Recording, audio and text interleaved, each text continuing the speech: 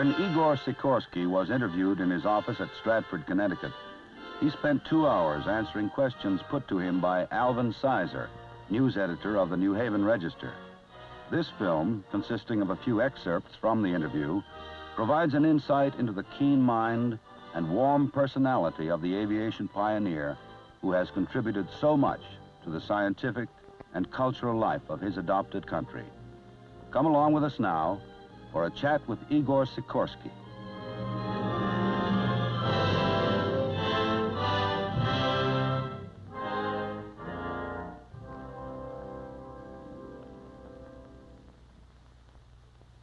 Mr. Sikorsky, could you tell us something about the first experiences with standard wing aircraft, from the small aircraft to the multi-engine aircraft that you started to build in Russia? Yes, indeed. I was dreaming more and more about the fact that everywhere, but particularly in Russia, the future would belong to large, multiple-engine airplanes, a craft that could stay in the air in case of one engine out of commission, a craft which would have not a single pilot but a crew, with some of the men doing the job of a mechanic and other doing the job of a navigator, and finally one or even two pilots, minimum 4. Now, I succeeded to persuade the head of the great organization, the Russian Baltic Car Factory, of which our division, the Sikorsky Aircraft Division, was a subsidiary, was a part at that time. So I succeeded to persuade him that we must build a big aeroplane. It was a dramatic evening on the September 17, 1912, when after making a long flight and participating at each time in the military competition in St. Petersburg, I addressed this man and tried to persuade him that if we win the competition, we should take the prize and build the first big multiple-engine aeroplane. Now, I stopped several times, trying not to fatigue my host, but anyway, he encouraged me, go on, go on. So I went on, told more about the possible characteristic of this aeroplane, and finished my talk at midnight, saying that if we win the competition, let's spend the money on the construction of a big airplane. My host stood out and firmly stated, no, begin the construction of a big airplane immediately. I went home. It was around 2 o'clock in the morning. I ordered to get to me the chief engineer, the head of the engineering bureau, a couple of my loyal foremen, and I served them a drink of wine, told them a great news, which was accepted enthusiastically, of course, and from then on, from 2 to 4 to 6, we had one of the most effective business engineering conferences I had in my life. The job ahead of us was a difficult job. There were no material at that time. There were no wheels available for an airplane of this size. There were no such thing as the high steel wires. So we had to improvise. High steel wires could be received from a piano factory as actual piano chords, and so forth and so forth. Well, briefly, the big airplane was built in spite of the doubts expressed by great many observers. Most predicted failure. The ship was built, the ship made the first successful flight on May 13, 1913, and it was the first successful 4-engine airplane in the world. And for the next year and a half, I happened to be the only pilot to fly a 4-engine airplane until I checked out. A few officers, late 1914, when the war started and the Imperial Russian government started to order these ships, which later were ordered in substantially large quantities and were the first heavy bombing airplanes used by any country in this great conflict. Now, that was briefly the history as it went on, the development of my aircraft in Russia.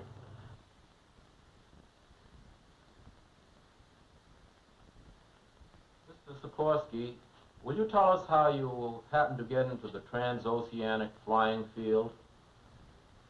As I mentioned earlier, we went into the amphibian field, and this consequently placed us in the flying boat field, and in turn resulted in our getting the first contract for a large, even though short-range flying boat to carry 40 passengers, which was about twice as many as the largest transport of that time carried, for Pan American Airways. We built the flying boat. It was a good one, called S-40 flying boat, and by the way, this is this model here which hangs over my head nearly. I was among the passengers during the first flight of this boat from Miami to Kingston, Jamaica, Barranquilla, Colombia, and Panama Canal. The head of the expedition and chief pilot was Charles Lindbergh, and I had a great chance, and I would say privilege, to spend a great deal of time with him, to learn to respect and admire this man in every respect, in every connection, tremendously.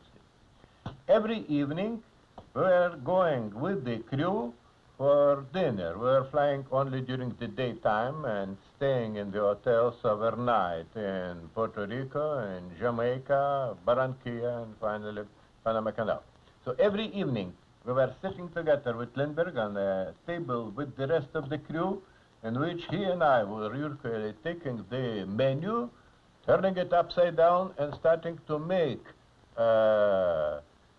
sketches or plans or specification for a transoceanic flying boat. We both believed that transatlantic flying is possible. At that time, a flying boat seemed to be the right solution, and we hoped and believed that it can be done. Consequently, when we came back from this trip, Lindbergh and I decided that he will sell the idea to Pan American Airways, which may have had it anyway, but Lindbergh was the advisor of them, and I would do similarly to United Aircraft, insisting that we take a job like that because I believe that we can fulfill the contract. Now, all this did materialize. Contract was placed in 1934, the first big flying boat, called S-42, with an unusual for that time combination of a very long range with a fairly high speed. Was put for the first time into the water and then into the air. The ship fully confirmed the hopes which we have given it. It was capable to fly across the Atlantic Ocean or any other ocean. It had the lifting capacity, had the range, and had the cruising speed of the order of 160 miles per hour, which again at that time was a high speed, good enough to begin the flight, to begin such service. In connection with this airplane, I would like to mention the following interesting fact. 1934 was still a pretty hard time for American aviation. There has been a considerable amount of criticism, some of it undoubtedly unfriendly. And I remember that in July, we received a letter from the president of the National Aeronautical Association asking to make efforts to establish world records, because this was the recognized yardstick of the quality of the ships.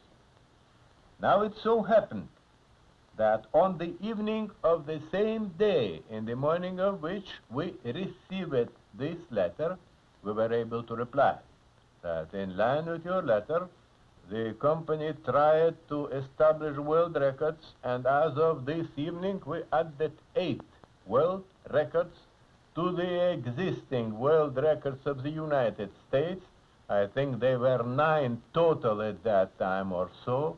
We added 8, thereby bringing the United States to the first place as to the tenure of the world record, with France being first.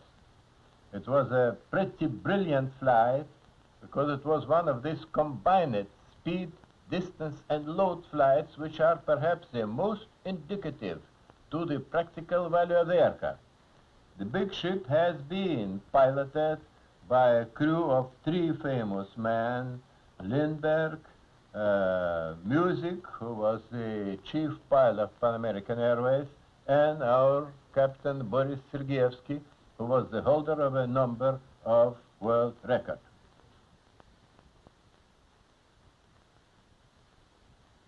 Well, Mr. Sikorsky, how did you get back into the helicopter game? I was certainly thinking about the first love virtually all the time.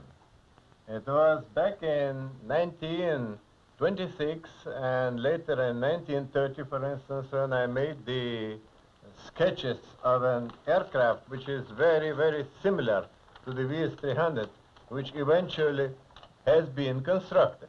This is my 1930 sketch. However, the whole story is perhaps somewhat complex, but can be done quickly. Now, I realized that while we were busy and working with the extremely difficult pioneering problem of making a good aeroplane capable to inaugurate the transoceanic flying, that was something new, not just another aeroplane. It was an aeroplane with different and somewhat novel characteristics, impossible characteristics. So while this is underway, it would not be wise to start something new, because it is not. Helicopter was not a project which I could just to charge to the engineers to do something about, and to test pilot to test and to do something about it also. It was a thing which called for attention, I would say love, I would say all energy, knowledge and support which a man can put in. And of course it was my ambition, my plans, my desire to live my life again, to design an aircraft without knowing how it should be done, because no one really knew properly how it could be done. Helicopter was at that time one of the impossibles. Still, many people considered that no helicopter with good, real control characteristics could and would ever be constructed. Other pessimists said that even if you will construct a helicopter, no one would need this helicopter. I remember a good friend of mine and a very prominent designer, scientist in aviation, asked, when would the helicopter go faster than the airplane? Do you know that? I said, yes, I know. The answer is never. When would the helicopter be more efficient than the airplane? Do you know that? I also said, yes, I know that. Never. But I said that helicopter will do a number of jobs which no airplane will do, and which in fact nothing else will do except a helicopter. Consequently, that was the idea. While I resumed thinking actively about the helicopter, around the year 19, I would say, well, I thought about it all the time, but more energetically. It was beginning 1929. However, at that time we were, and a little later, busy with the transoceanic flying. We wanted to do the pioneering, and I would pretend to say that certainly we did the pioneering. We contributed to the pioneering of transoceanic flying, but by the year 1938 or so, the pioneering period for flying was over. The thing was an established fact.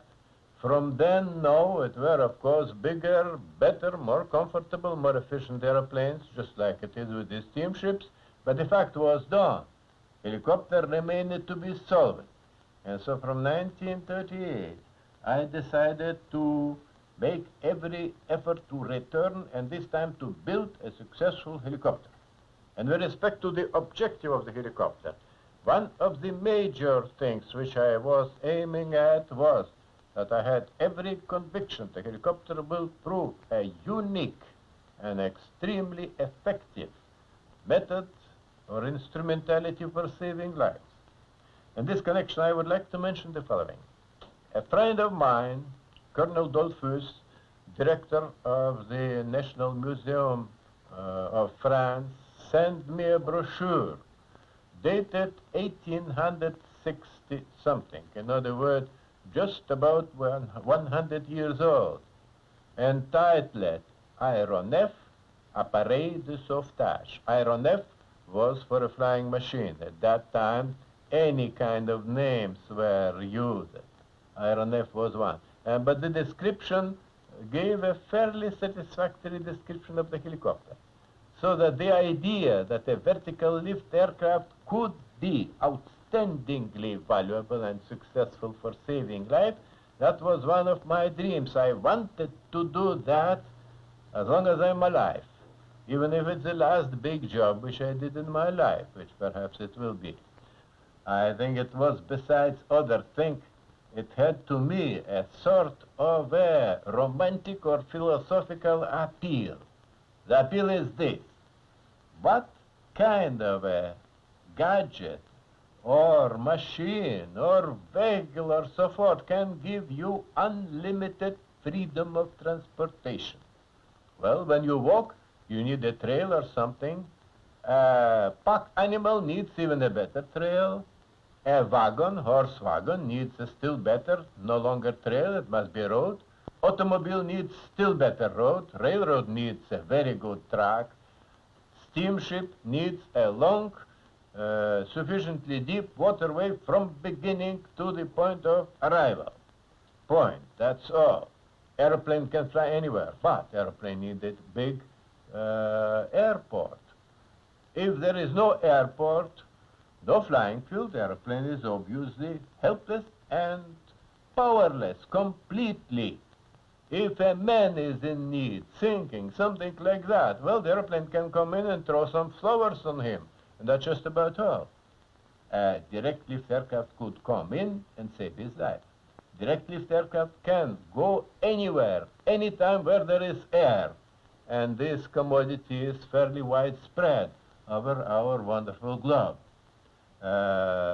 Even if the helicopter cannot land, and these were the ideas which I had fully before I started it, helicopter can use the hoist, in other words, or a cable, and can contact any place, on the ground, on a roof, on water, on a treetop, absolutely any place. Helicopter is the only thing which can do that. Now that were the ideas and dreams why I wanted to start a helicopter, and why I succeeded finally to sell the management of United Aircraft the idea to authorize its construction. Now once I received the okay, I promptly started to work without asking any further instruction. It was a small work, most interesting chance to live one's life again. To build something without knowing how to build it, then to climb in the cockpit, because according to my plans, which of course were materialized, I was not only the designer but the test pilot of this aircraft during the first flight when it flew to the altitude of this table and then a little bit longer, which happened in September of 1939.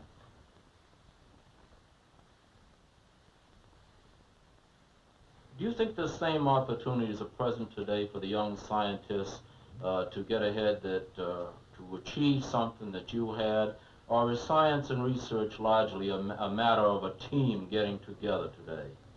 Well, certainly the question of a teamwork entered now to a greater extent than it entered before.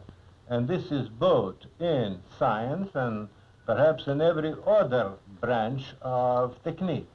Nevertheless, I am convinced that the work of the individual still remains a very important factor, still remains a spark which moves mankind ahead, even more than teamwork.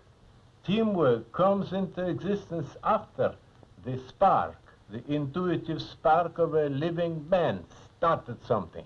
Then later comes the teamwork to give a bigger body to the little soul which he created. So briefly, to my mind, creative work is still there with us, still there to stay, and still remain a tremendously important factor in the progress of mankind, and also an intensely interesting thing.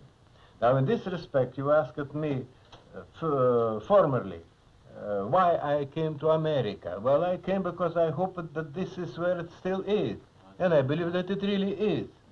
I remember a Nazi made a statement which would hold for the communists as well, which is this. He will say that they are thankful to Hitler for having liberated them from liberty. Now, same thing is true for communism, and unfortunately, same thing is true for quite a big bunch of people right here in our United States who want and hope that someone will liberate them from liberty. Because liberty is a terrible thing to some extent. It shows you if there is another fellow more intelligent or more harder working than you are, and then it gets you into troubles. Nevertheless, all told, everyone, the intelligent and the less intelligent, the successful and the less successful, win from the fact that the more intelligent has chance to act freely. That's where it comes in. And this, to my mind, exists now. The freedom of initiative now shifted from going west and starting a farm or ranch to other branches of human activities. Instead of starting a branch, you may start a new industry sometime. But it's still there. Thank you very much.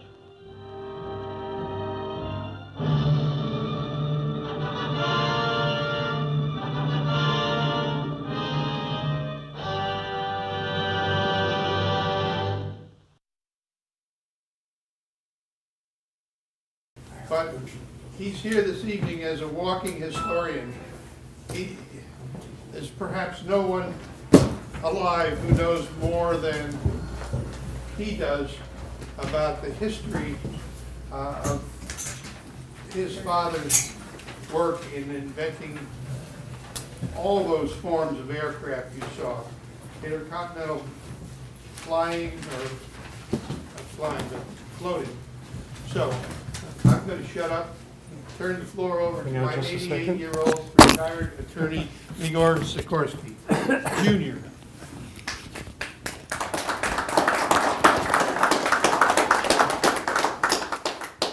Hi, guys and gals. I'm delighted to be here. I'm going to try to cover, I'm doing something different today. I'm going to pass out some material with the help of your friends here. I need a volunteer. And then I'll explain some of those and try to build a presentation from that, and then I'll be available for any questions. The first one that's gone around is the 4-engine plane that Father built in 1913, first 4-engine plane in the world. Of course, that served in World War I for the Tsar, not for the Russian communists, I assure you. And let's see, no, I've still got, I've got more. Okay. And was quite successful. It was also a strategic bomber. In those days, as is in World War I, everything moved by rail. So if you could see where, if you were a Russian general, if you could be told where the trains are going, you have a better idea where they're shifting their troops, and that's the kind of thing that they did. Well, now, the revolution came on, and some of the people working in the plant came to Dad and said, you know, tomorrow you're on the list to be shot. Well, Dad didn't think that was a good idea, and so he went out, and this was at the beginning of the disintegration of the old imperial government, and so you still could move. It wasn't quite as iron clad as it was later on. So he left in that time. Remember, World War I, the Allies were sending supplies to keep Russia in the war, and so there were boats in Murmansk, and he went out from Murmansk, came to France, started to design planes for the French, and then when the armistice came, that was the end of that career, and he came to America. I might say that was some dream of his, and he was always very deeply patriotic because of what he found here. He found freedom. He found the freedom to be someone, and found the freedom to fail, get up, and work again. So he came here to America. Now, he arrived here in 1919, and I passed out, I hope you've got it by now, regulations for operations of the aircraft. And if you'll note some of the interesting things, they said don't ever take off if the engine is leaking oil. It was rather sound advice, it seems to me. Also said one of the rules was you don't hop in the plane with spurs on you. So you could see that this was aviation in 1920. And of course the industry was virtually non-existent. Father would say that aviation in the 1920s was very dangerous, but the greatest danger was death by starvation. So they built planes, they flew. By the way, he mentioned, and I hope you caught it, when he did, I want to go back for a moment. When Father built a plane, you built the plane not knowing how to build a plane, because there wasn't any. Nobody had anything. There were some. Remember, he built his first plane in 1910. That was 7 years after the Wright brothers first flew. And there were a lot of planes, but you built something, and in Russia there were very few. And then you taught yourself to fly it. Now, a lot of you are here as people familiar with aircraft, and can you imagine getting into a plane not knowing what a stall was? You know? If you got lessons in flying, they taught you that, and they also taught you what to do with a spin. There wasn't anybody who taught anything along that line. You taught yourself. And at that point, all the designers and builders were also chief test pilots. This eliminated bad designers. So that's what went on in the 1920s. And then around late 1920s, he built an amphibian. And that was very successful. We called it the S-38, a twin-engine amphibian. And it really pioneered a lot of the Pan American lines down through the Caribbean and then eventually into South America. And you saw the pictures as it progressed to the S-42, and most of those were quite successful for their time. But amphibians were important as a stepping stone because there were so few landing fields. When Lindbergh flew, and by the way, they were both very close friends, spent a lot of time in the air together because Lindbergh was a consultant to Pan American, and so they flew a lot. But he also worked with Dad in just working in what they needed. The dream then was to build a plane that could fly the Atlantic. Now, we take that all for granted now, but in those days, that was the dream. The dream just 30, 40 years ago, 50 years ago. Now, one of the things I passed out, you'll see it had a lot of figures on it, a lot of, where did I put that? Oh, yeah. That is the way they did cost accounting on the S-38. Can you imagine? Now, if any of you worked for the government, or anywhere near a production of a plane, you know that your cost accounting would be many, many, many thousands of pages. But this was the cost accounting, down to the penny, of one of the S-38s. So, and they were all very successful for the time. I think they built over 120 of them, and that for 1930 was quite a successful run.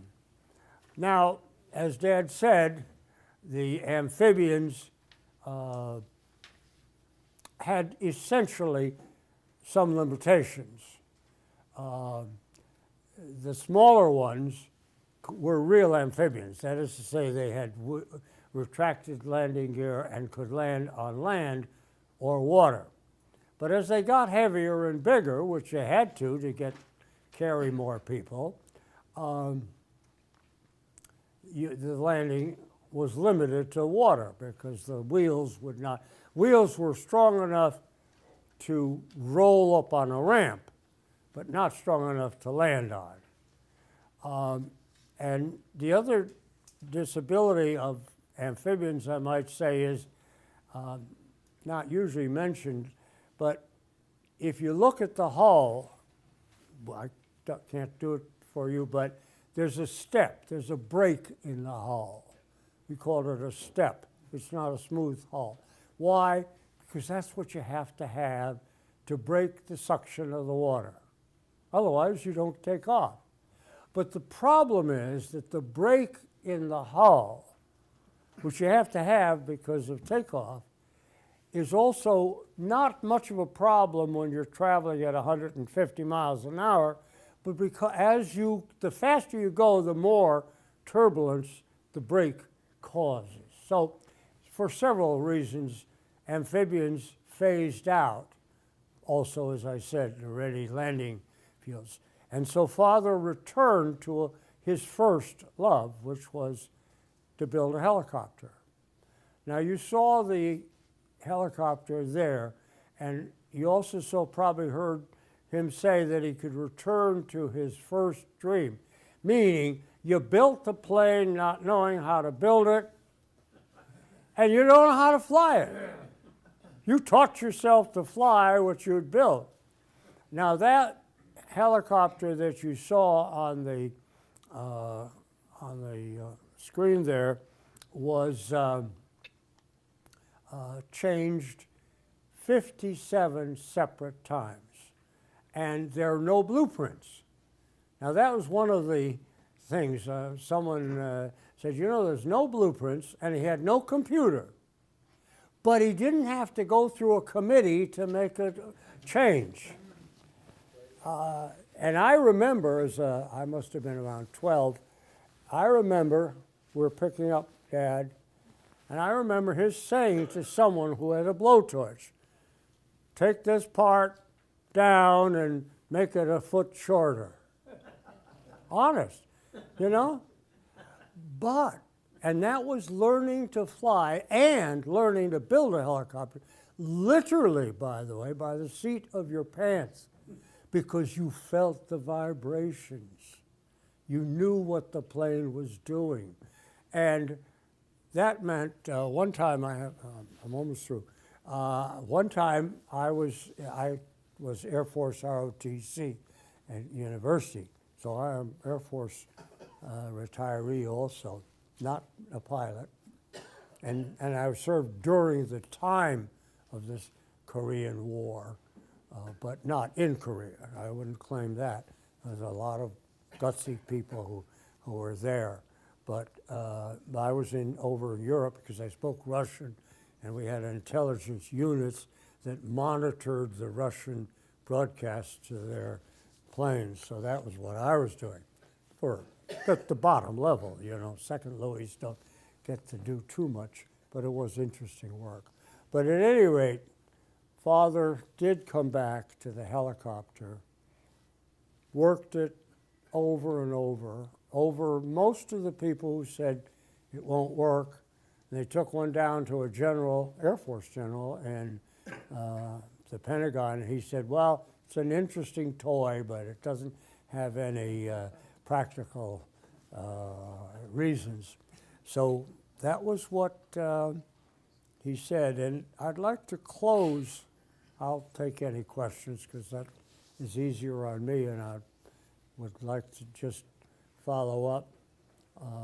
He was a remarkable man, deeply religious, but in a mystical way, not in an orthodox way, and did believe that birth was not the beginning and death was not the end. And this life that we share is he felt was a training ground, a school. So by the way, I would say on his behalf, utilize that time as well as you can for the things that matter. So with that, I will open myself up to any questions. And by the way, when you do your questions, let me warn you, I'm 88 years old. My hearing is terrible. Somebody said, somebody said, I think it was Betty Davis said, growing old is not for sissies. And, and so if you have any questions, speak up. Any questions? Yeah. As a child, I remember going on a tour of the plant down there. Yeah. And they had preserved your father's office. That's and right. It was, as it was at his last day he worked there. Is that still the case down there? Yes. They have preserved it, kept it exactly as it was. And with all the pictures and models and that video, that film that you saw was taken in his office. And he always wore a derby hat when he flew. He always wore a derby. Oh, yeah. The People have asked about that sometimes. He wore a derby, not a helmet. And people say, well, how could you keep that hat on? Well, the rotor blade was on a spindle. So underneath where the pilot sat was, there's no turbulence there. So, but he always wore, yes, thank you, Gene, he always wore there. Of course, he was bald, so and those of us who are bald know, I don't have to get into that. Okay, any other questions? Oh. I'm a little bit interested in the consultation that your father may have had with respect to the stepped hydroplane at the design of the flying boats. Yes. I had, before World War II, I was involved to some extent with ship design, and my boss, George Crouch, had been the developer of the stepped hydroplane with the Dodge brothers. And I wondered if your father had used a consultant or if he had done his own design work on the stepped hydroplane. Well, I think he did. I'm almost certain he did. I don't know the name, but I know he did because, you see, in the time that they were building amphibians, the shape of a hull, and including, you notice that they had floats at the end of the wings. And I remember they had in the Housatonic, the plant was at the Housatonic, and they had a motorboat. They'd go out there and put different shells out there, measuring lift and measuring effectiveness. Mostly they were interested in breaking the suction. I know that was a big part. But yes, when in the amphibian era particularly, motorboats and hulls were very important. And also because the motorboat was going faster than a sailboat, and that was closer to the problem they had with amphibians. Thank you. Igor. Is there a question back there? Igor. Oh. Did you ever have a meeting with any of the stars of the Korean War show where the helicopters were used all the time? No, I've run into Vietnam. Well, let's go back a second, and I'll come up to that answer. The helicopter came of age.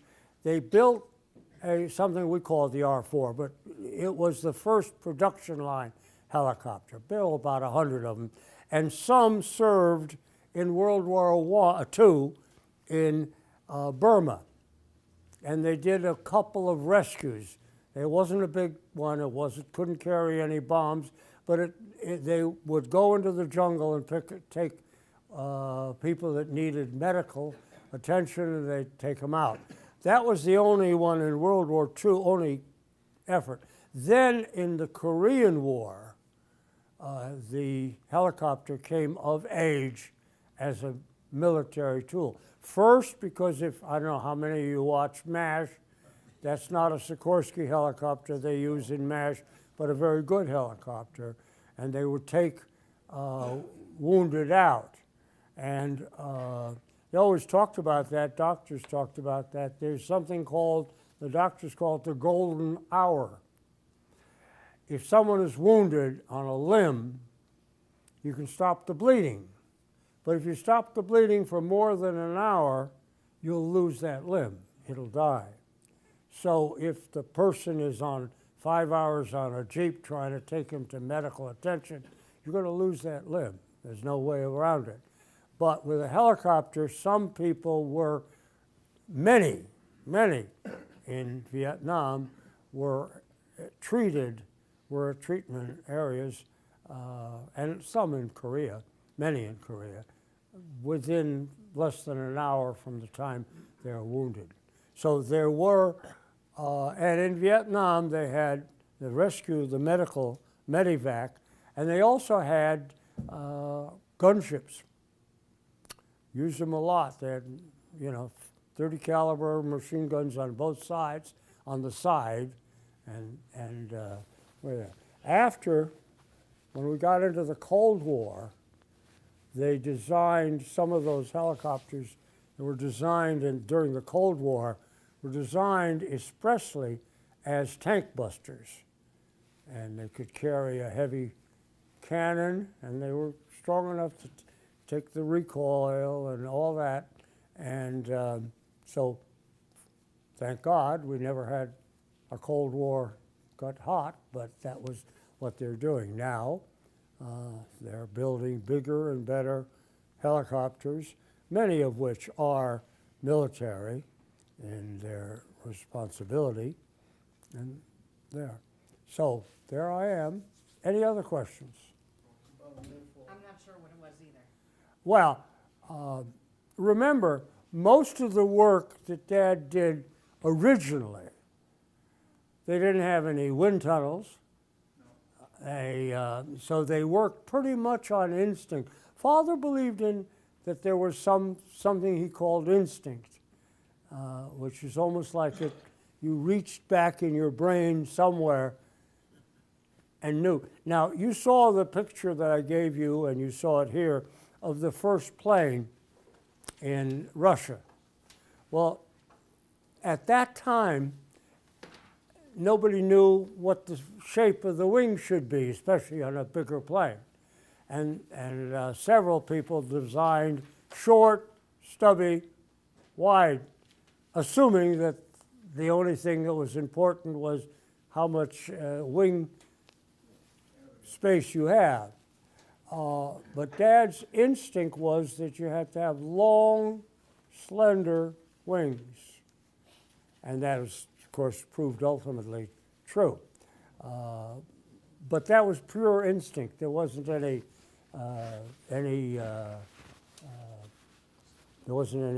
wind tunnels or computers or anything like that. There was another hand up there. Yes. Yes, you mentioned the Derby, and a friend of mine, Bill Nesbitt, of course, Ooh, always talked about. look at me. Ooh. Okay. How's that? Well, the Derby brings up a fact. A friend of mine said that your dad once expensed a Derby, and it got rejected by United Aircraft because you couldn't buy a Derby for an aircraft. And that the next airplane, next time he submitted a request for reimbursement, there was a little note at the bottom of the request that said, "I dare you to find the Derby." Hidden the Derby in the figures like you were showing. You showed these. He had hidden the Derby. Does that sound like your dad? Yeah, that does sound. You know, he came from a different world. He wasn't a good number cruncher. And most of his life he was debating with them on number crunchers, you know? When the amphibians phased out, they were going to close his plant. You know, it was then United Aircraft, but now United Tech, but it was then United Aircraft. And they were going to close his plant. And he went up there and persuaded them to give him what I think was $75,000. He said, with $75,000, I'll build you a helicopter that'll fly. And he did.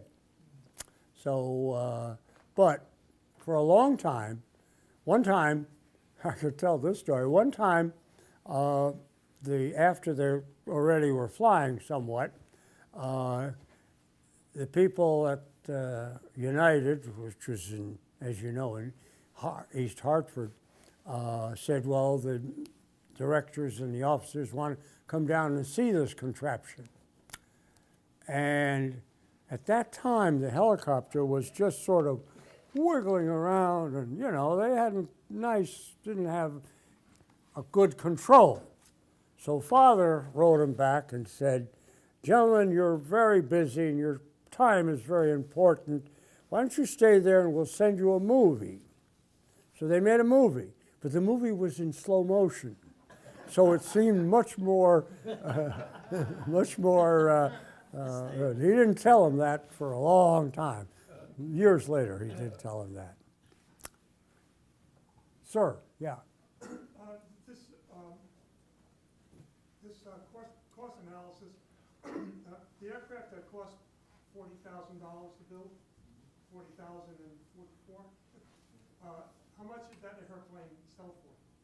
How much did it sell for? Yeah, any idea? You know, I think it sold for around 60 to 75. I think not more than 75. But remember, 1929, 75,000 was not what it is worth today.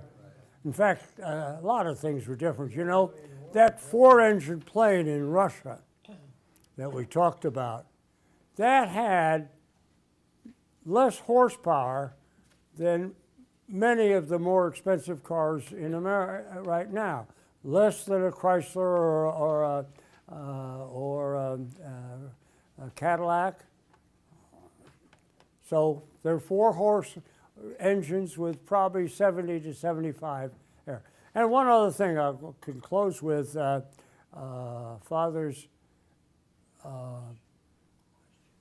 determination to build a plane, he told me, with four engines that could fly with just two.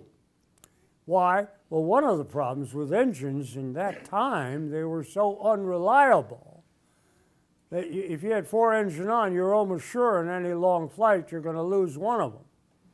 That's just the way it was. The boys in World War II flying the B-17. Yeah. They say the B-17 was the wing developed for the flying boats that they used to make the bomber. Oh, did you ever hear that? I heard that. And they say the Corsair, the Navy fighter, was also well helped by people who were designing the rotors for the same reason, for the question of airflow. I don't know whether, you know, people are always saying that they had something to do with anything that's famous, so. There was one of, I don't know if it's a joke or not, but we were told when we were in school, we were learning to fly, we were 15, 16 years old, and we would have an aerodynamic class. And our professor or our leader would be telling us all about the wing and everything. And then he come to the point that it was known at that time that the bumblebee could not fly. Yes. Now, we used to say to him, Mr. Schmitties, if the bumblebee can't fly, why does he fly? Well, he used to get all embarrassed, used to do this, look down at the floor, then he said, well, the bumblebee doesn't know how to read. So he can fly. That's right. Now, they tell me there's a plaque in Sikorsky that says that. Is this true? Did Yes. you ever see it? Yes. I would usually tell that story. It's true. Father loved that story, and that the bumblebee, in theory, couldn't fly. Is there any way I can get a picture of that plaque? Oh yeah, I'll try to get one for you and send it Because back. when we go, we have men. We were at Rhinebeck. Yeah. And all the flyers in there. Oh. And when I told the chief engineer that the bee was noted that he couldn't fly. Yeah. And he says, no, they never heard that. And he flew every airplane from the smallest thing to the heavy jets. Yeah. And I said, you never heard that? So it's kind of, you need a proof. Yeah, that's a good story, though, and a true story. Father remembers that. And he also remembers that when he visited Europe in about 1905 or 6, his father took him on a train and they went to Europe, and he must have been about 6 or 7. He saw a copy of, they had the International Tribune, Herald Tribune, and there was an editorial. And the editorial was headed Flyers or Liars. And it said, we've heard this report that they are flying in the U.S., America, and the editorial said, well, we know that it's easy to lie and it's hard to fly, so we think probably they didn't fly. So that was... Now, the reason it was proven, I don't know if this is part of the story, is true. The B-24 came out. It came out with a Davis wing. Now, the Davis wing was smaller than the B-17 wing, but yet it flew. So when they tested it, here's the B. Small wings, can't fly. Here's an airplane, small wings. Yeah. But they said they didn't contribute lift to the body. When they contribute lift to the body to the bumblebee, God didn't make a mistake. He could fly. And so at least that, I don't know if these are true stories, but... Well, I don't know the other part, second story, but the first one about Father loved the story about the bumblebee. Yeah. All right, all of you. Oh, yes. I was working in Stratford in the experimental. It was a couple years after that had passed. And the older guys in the experimental said he used to come through with a yardstick. And then he'd look at something and he'd say, oh no, you're gonna make it like this. And he'd put his thumb on the yardstick. And the guys had to catch that because they had to redesign something or remake something. Well, I know he loved to walk in the plant late in his life when he was past the point of, by the way, he lost his eyesight and his hearing. Can you imagine? Never affected his brain, but he's cut off, you know. That was, and we remember that vividly in the family. But at any rate, yes, he would talk to the people who were actually on the production line. Yeah.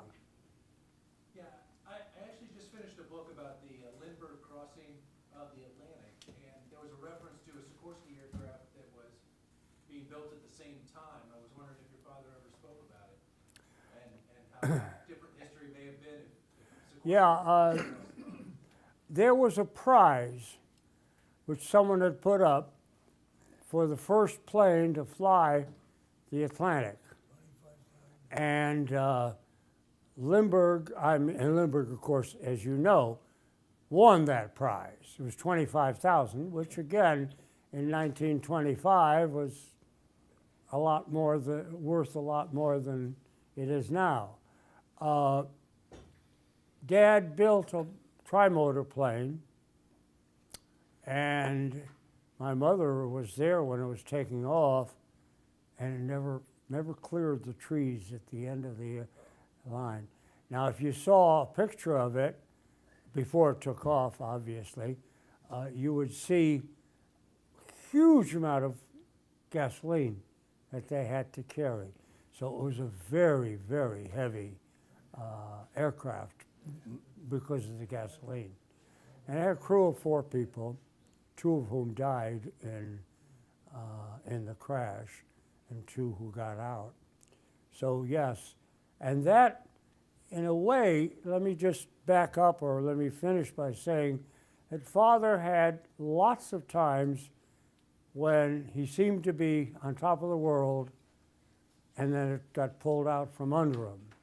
First, in Russia, where he was very successful until the revolution came along, and then he had to flee for his life. And then in 1926, when he built every penny they had gone into that plane. And it was a fledgling, small company, and you know, lived, and mostly all Russian refugees. And it crashed and burned. And I think my mother, and had lost everything. And I think my mother told me that one time after the crash, a tall, dark gentleman came and sat and talked with Father. And on his way out, he left them $300. Mother dashed out and got coal and food for the store, too. And that was Sergei Rachmaninoff. Some of you know who that is, and he was close to Dad, too, and very close and very important to the pioneering stage of the company. I want to give you a thank you for coming and joining us. I want to give you the school prize. Oh, wow. Thank you. Thank you. I enjoyed the group very much.